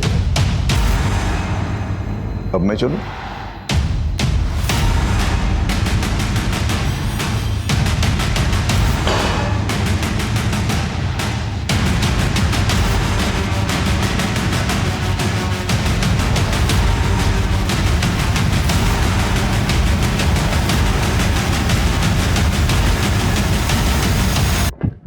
सर, रश्मि के कॉल रिकॉर्ड्स आ गए। उसका नंबर दिल्ली में ही रजिस्टर्ड है। इनफैक्ट उसका फोन कभी चोरी ही नहीं हुआ। उसने अपना नंबर 3 महीने पहले इस्तेमाल करना बंद कर दिया। कॉल रिकॉर्ड से कुछ मिला? सर, उसकी 3 लोगों से रेगुलरली बात होती थी, रौनक दहिया, सोनाली दवे और निहारिका शर्मा। रौनक और निहारिका एक्टर्स हैं और ये सब के सब दिल्ली में बेस्ड हैं। इनफैक्ट सर, उसके कॉल डिटेल्स में एक भी नंबर मुंबई का रजिस्टर्ड नहीं है। इसका मतलब रश्मि कभी मुंबई गई नहीं थी, वो यहीं दिल्ली में थी। रश्मि ने अपनी फैमिली से झूठ बोला कि उसको मुंबई में जॉब लगी है। और हाँ सर, रौनक का 3 महीने पहले सोशल मीडिया पर एक आपत्तिजनक वीडियो वायरल हुआ था। तब रश्मि उसका सोशल मीडिया अकाउंट हैंडल कर रही थी। हे नेटिजन्स, आज मेरा बर्थडे है। सी, हैप्पी बर्थडे रश्मि। और आज मेरे बर्थडे पे मैं आप सबके साथ ना बहुत सारी बातें शेयर करना चाहती हूँ। मैं पिछले 3 साल से इंडिपेंडेंट हूँ और मेरा करियर भी एकदम मस्त जा रहा है।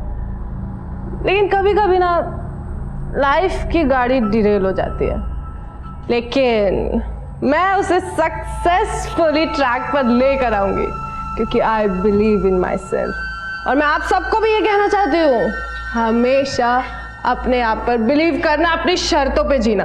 और अरे मैंने बहुत बोल लिया। लेट्स मीट द हॉट चिक निहारिका। कौन? हाय। अरे इधर आया। ओह गॉड, वेट पीछे पीछे। Oh God, look at that. क्या कर रही है? बंद कर। Breaking news, womanizer lady boy कहलाने वाले माचो मैन रौनक दहिया है किसी और लड़के की बाहों में। इसीलिए क्या लगता है आप लोगों को? स्टॉप इट मैन, ये होना कोई क्राइम नहीं होता। वो रियल लाइफ में भी माचो और रियल लाइफ में भी माचो। यार राइट, ओके। तो क्या ये सेम बात इसकी वाइफ को जाके बता सकती है? तो ये सारी बातें छोड़ यार। अच्छा तुम मेरी बात सुनो, तुम मेरी प्रमोशनल वीडियो कब पोस्ट करोगी? यार तू बोल, अभी करूं? हाँ। अभी कर दीजिए। हाँ। रुक, just give me a minute. Niharika no बोलेगा, नो बोलेगा, नहीं यही रुक।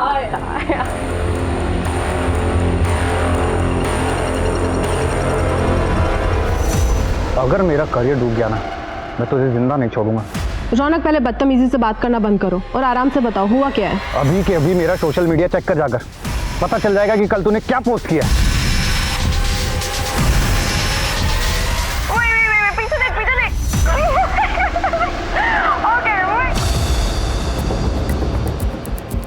रश्मि 3 महीने से अपना मोबाइल फोन यूज नहीं कर रही थी, इंटरनेट कॉलिंग पे बात कर रही थी।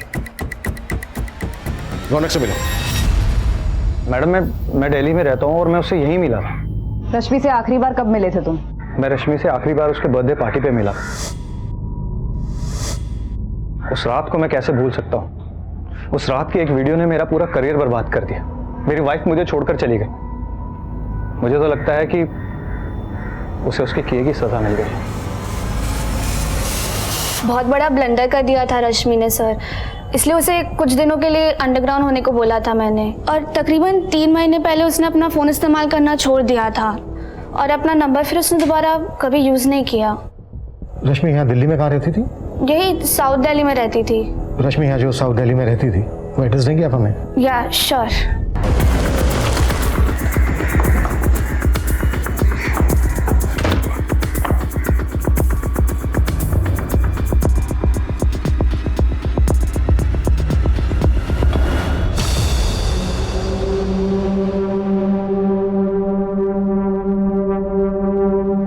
रश्मि का मर्डर यहीं किया गया। लाश को काटकर ट्रॉली बैग में भरा गया। पूरा घर चेक करो, कुछ भी छूटना नहीं चाहिए। मर्डर के बाद ब्लड साफ करने की कोशिश की गई है, फिर भी ब्लड के निशान छूट गए। वो जो एक्टर है रौनक, उसकी कुंडली निकालो, उसके पास तगड़ा मोटिव है मर्डर करने का। आसपास चेक करो कि कोई सीसीटीवी है क्या। अगर मिलता है तो मर्डर वाले दिन की फुटेज चेक करो और रश्मि के मोबाइल का IMEI नंबर निकालो, पता करो कि उसमें कोई दूसरा नंबर एक्टिव हुआ था क्या।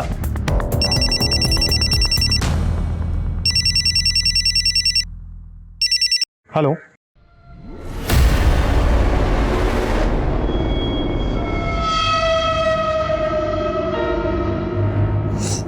सब आपकी वजह से हुआ है ना। आप बेवजह शक करते उस पे और ना 3 साल से हमारी बच्ची इसी शहर में रह रही थी, लेकिन एक बार हमसे मिलने तक नहीं आई। इसी बात को तुम समझ नहीं रही हो जया। 3 साल से इसी शहर में थी ना, फिर भी उसने तुमसे झूठ बोला। अपने घर से ज्यादा उसे अपने आजादी प्यारी थी।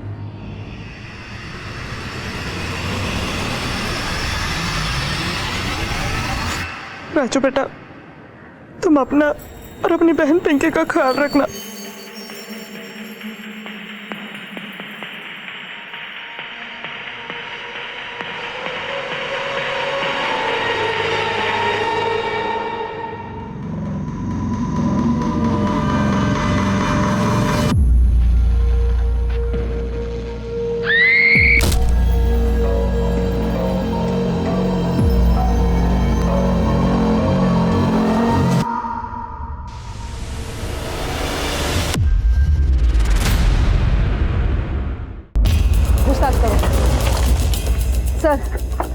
सर ये फैमिली 4 महीने पहले ही यहाँ शिफ्ट हुई थी। हरीश एक प्राइवेट कंपनी में जॉब करता था, लेकिन कोविड के कारण वो कंपनी बंद हो गई। आइए सर, ये देखिए सर, ये हरीश। सर एक बॉडी बेडरूम में भी है, ये देखिए सर।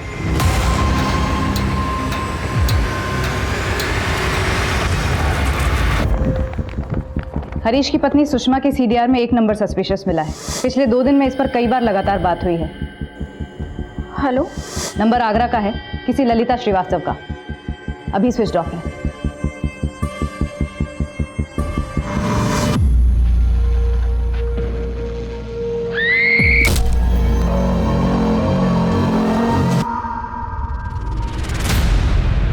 सर 5 साल पहले ललिता ने खुदकुशी की थी। इन्वेस्टिगेशन में कुछ सस्पिशियस तो नहीं मिला, बस इतना पता चला कि खुदकुशी करने से पहले ललिता बैंक गई थी। बैंक के एक एम्प्लॉय ने उसको ठगा था। ठीक है, आप चिंता मत कीजिए, आपका काम हो जाएगा और 2 दिन के अंदर अंदर आपका पैसा आपके अकाउंट में आ जाएगा।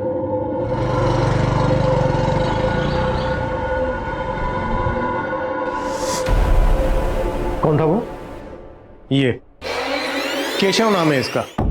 इसने ललिता को वादा किया था उनके जमीन पर वो लोन दिलवाएगा, लेकिन जमीन को धोखे से बेच दिया। अभी तक हमारे हाथ नहीं लगा है। ठीक है, तुम हमें इसकी सारी डिटेल्स दो। सर, कौन हो सकता है वो जो 5 साल पहले मिली ललिता के मोबाइल नंबर से हमारी दूसरी विक्टिम सुषमा से बात कर रहा था? हाँ प्रतिभा। सर, रश्मि के मोबाइल के IMEI नंबर से एक नए नंबर का पता चला है। उसका CDR निकाला तो पता चला वो किसी मनीष अग्रवाल नाम के आदमी से टच में थी। मैं आगरा से निकल रहा हूँ, थाने बुलाओ उसको।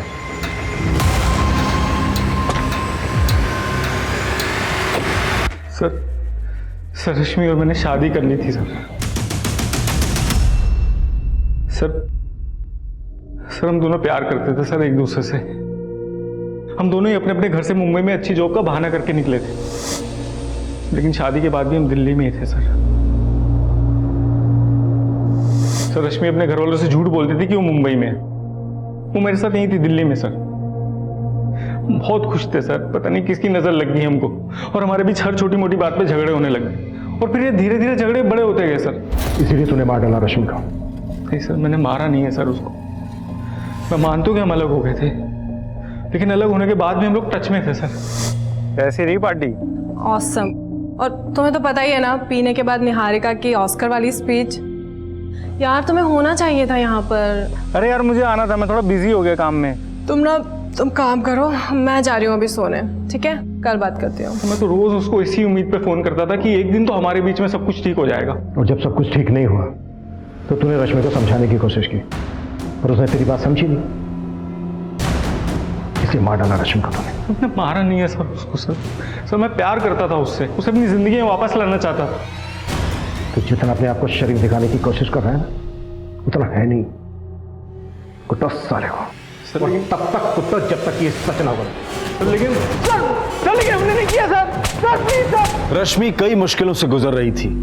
अपने बॉयफ्रेंड से अलग होने के बाद वो अकेली हो गई थी, लेकिन उसने अपने पिता के पास जाना मुनासिब नहीं समझा। शायद इसकी वजह उसके पिता का सख्त रवैया और उनकी पिछड़ी सोच थी। पुलिस इस केस में काफी आगे निकल चुकी थी, लेकिन इस साजिश का मास्टरमाइंड उनसे 2 कदम आगे था और अपने अगले शिकार पर घात लगाए बैठा था।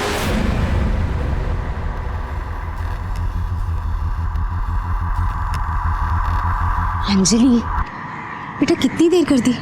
सॉरी माँ, काम थोड़ा ज़्यादा था। बस काम काम काम काम के चक्कर में ना तुम माँ को भूल जाएगी, है ना? अब आप नाराज मत हो। अच्छा एक काम करते हैं, हम ना आपका दिमाग ठंडा करने के लिए ठंडी ठंडी कुल्फी खाते हैं। यहाँ पास ही में बहुत अच्छी मिलती है। क्या हुआ? कुछ नहीं, चल। कब से बैठ के इंतजार कर रही थी मैं, अब आएगी अब आएगी।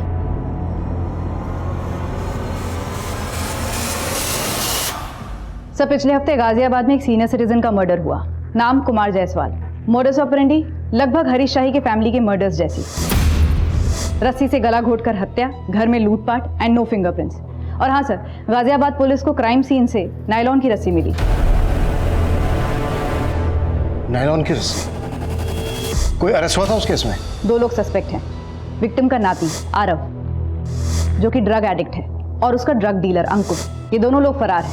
सर, पूछताछ में पता चला है पिछले 2-3 हफ्तों में गाजियाबाद और गुड़गांव में इस तरह की घटनाएं होती रही हैं। मतलब रस्सी से गला घोटकर हत्या और क्राइम सीन से कोई फिंगरप्रिंट नहीं। वो हरीश शाही केस की फाइल देना।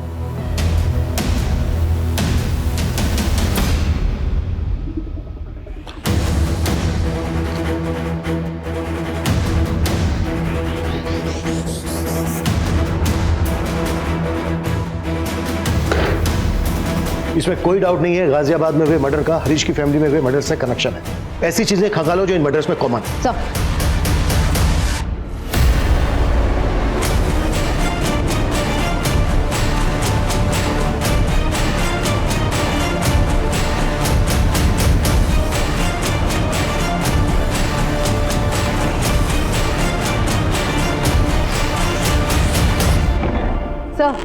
गाजियाबाद, फरीदाबाद और गुड़गांव के जिन घरों से लूटपाट और मर्डर के केसेस रिपोर्ट हुए हैं, वहाँ पड़ोसियों से बातचीत की तो उन्होंने बताया कि उन्होंने कुछ भी सस्पिशियस नोट नहीं किया। सर, किसी भी घर में CCTV नहीं था, तो कौन आया कौन बाहर गया इसका कोई रिकॉर्ड नहीं। लेकिन सर, जब मैंने उन घरों तक जाने वाले रास्ते की CCTV खंगाली तो एक बड़ी चौंकाने वाली बात हाथ लगी।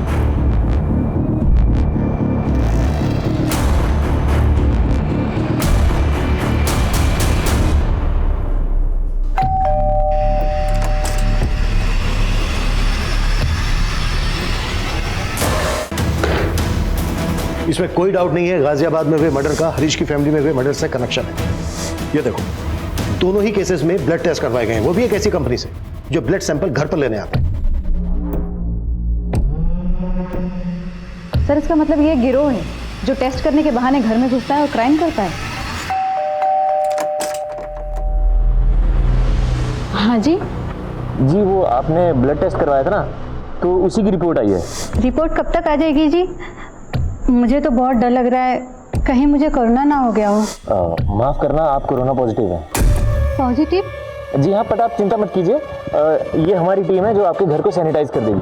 आओ आ जाओ। अरे आप चिंता मत कीजिए, पूरा घर सैनिटाइज हो जाएगा, डिसइंफेक्ट हो जाएगा, आप टेंशन मत लीजिए। एक मिनट पुत्र, एक मिनट, पहले मैंने बहू की रिपोर्ट तो देखने दे। अबे पापा जी, आप रिपोर्ट देख के क्या करेंगे? वो क्या है ना कि सारी मेडिकल लैंग्वेज है, तो आपको समझ में नहीं आएगी। मैनू सब समझ में आता है, तेनू पता नहीं है पुत्र, मैं अपने पिंड विच ना वैद था, वैद। बे बुड्ढे, फोन किसको लगा रहा है तू? हाँ, ज्यादा होशियारी कर रहा है तू।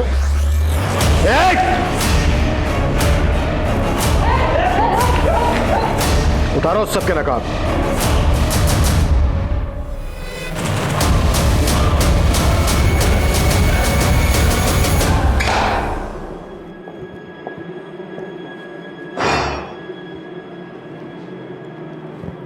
ललिता श्रीवास्तव तुम लोगों की पहली शिकार थी ना, जिसको लूटा तुम लोगों ने, जमीन हड़प ली उसकी।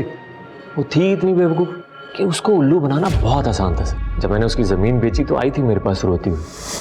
हाँ बोलिए, क्यों बुलाया मुझे यहाँ? प्लीज मेरे साथ ऐसा मत करो, वो जमीन मेरे लिए बहुत जरूरी है। देखिए, पेपर तो आप ही ने दिए थे ना मुझे। मैंने तो लोन के लिए दिया था। मैं कुछ नहीं कर सकता। अरे देखो, मैं मर जाऊंगी। आपको जो करना है आप कीजिए, मैं कुछ नहीं कर सकता।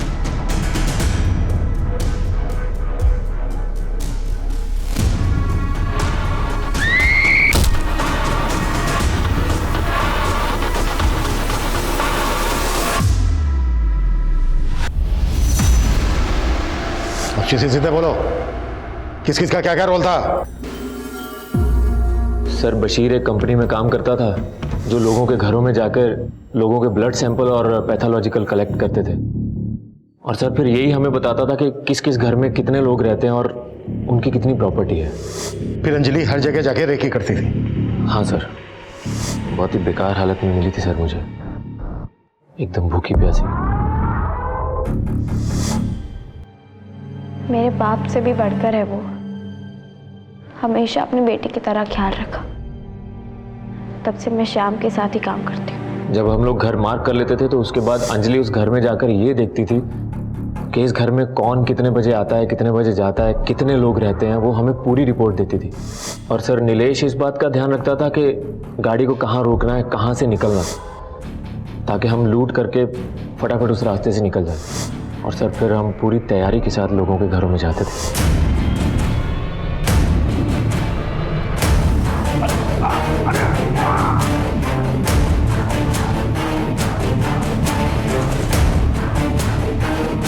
रश्मि को भी तुम ही लोगों ने मारा ना? जी, सब पता कर लिया है हमने। मेरे पास भी रश्मि के केस में एक लीड है। रश्मि ने अपने मर्डर से एक दिन पहले सेम कंपनी को अपने ब्लड टेस्ट के लिए सैंपल दिया था। और ये बोलो, रश्मि के साथ अलग क्यों? रश्मि का मर्डर हमारे प्लान में शामिल नहीं था। ये तो सब इसकी वजह से हुआ सर। हम लोग एक्चुअली 18 तारीख को उसका घर लूटने वाले थे, लेकिन ये सब भी पहुंच गया उसके घर में। जब वो अंजलि के साथ रेकी पर गया था तब दिखी थी पहली बार रश्मि। उसको देखते ही मेरा बत्ती जल गया साहब।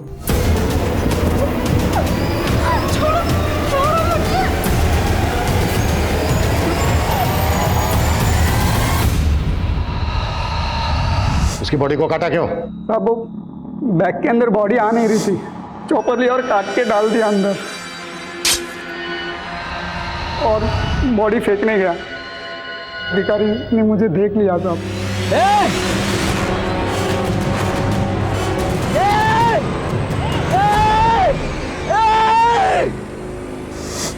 अब तक कितने लोगों को लूटा तुम लोगों ने? सर यही कोई 500-550 लोगों को ठगा होगा। इनकी चीखें 1 किलोमीटर दूर तक सुनाई देनी चाहिए पुलिस स्टेशन के। ये लो कुटा सालों को।